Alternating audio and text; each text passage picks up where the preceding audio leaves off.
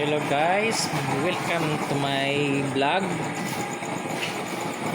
Panibago na naman na accomplish guys. Oh, tingnan nyo guys, oh, yung ordinary binalot natin ng stainless plate. Ayan. So one by one yung frame natin, binalot na natin ng stainless.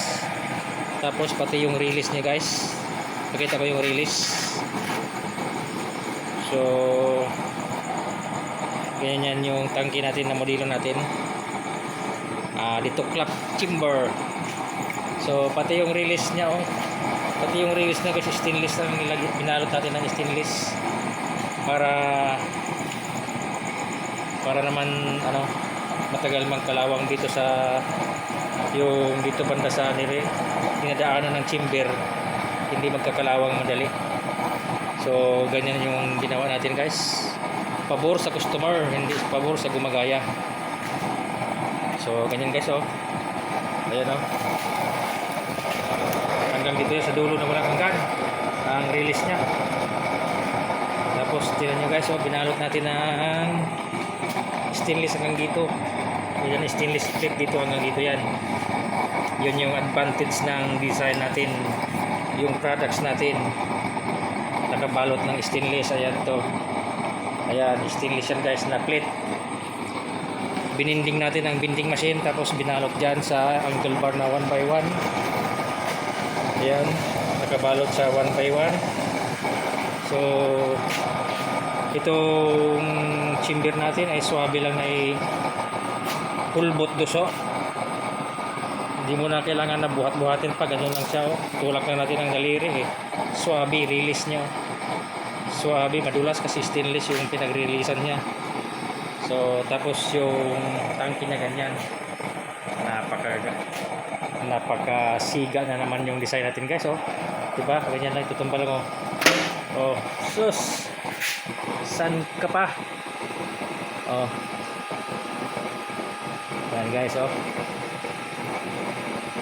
Tapos meron siyang oil return. Pansinin nyo guys yung oil return. Ayan, oh. Ayan ang oil return. Ayan po. Ayan guys, no? Pinuksan na natin ang tudo yan. Nakabukas na. Ayan, oil return. Ayan, oh.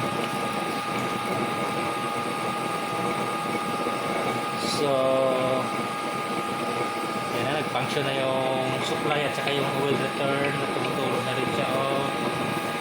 Ayan, oh, sabay sila halos 2 drop per second yung supply. Siya naman 1 drop per second kasi kinakain na ng chamber.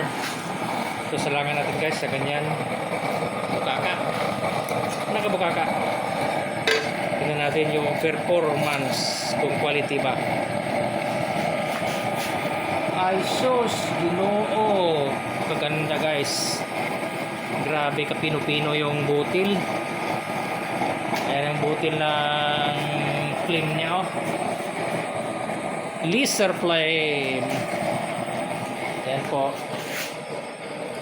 Ayan guys, diba? Oh, sus, pang commercial.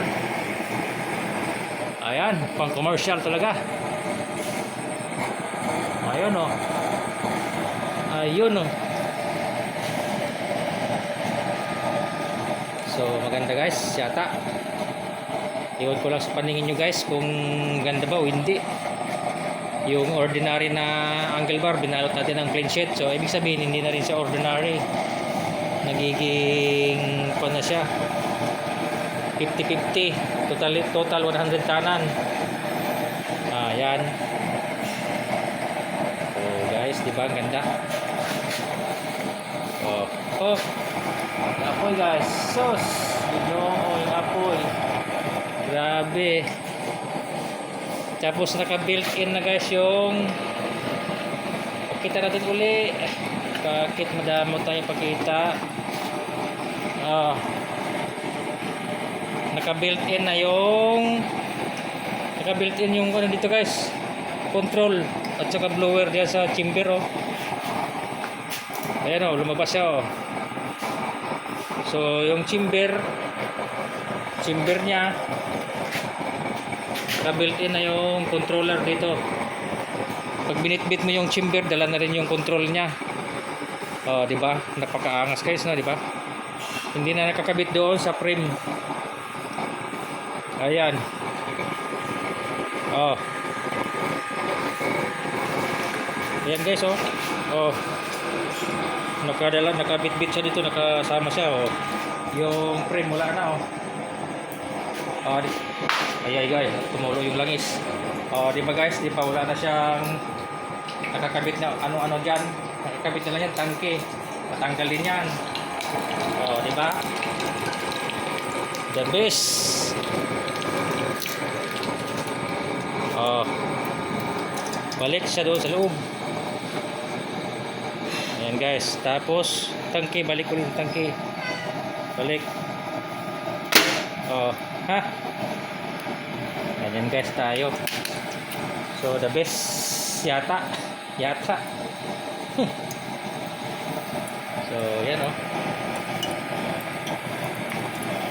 Basta mayroon tayong oil return, walang problema na yan guys. Wala rin siyang apaw-apaw yan, walang overflow dahil naka-label yan. Ayan. Ayun, oh. So yan lang po. Order na kayo guys, mura na lang ito kasi ordinary ito, binalot na natin ng konting stainless. May konting halaga lang yung clean sheet, ayun lang. Pero kung babasyan sa stainless, yung pure stainless, mas mahal yun. Ito mas mura ito kasi puro angle bar na ordinary, angle bar ordinary lahat. Binalot na natin ng stainless plate. Yung apoy, asos. Ayan guys, apoy pang commercial. So hanggang dito na lang po. God bless.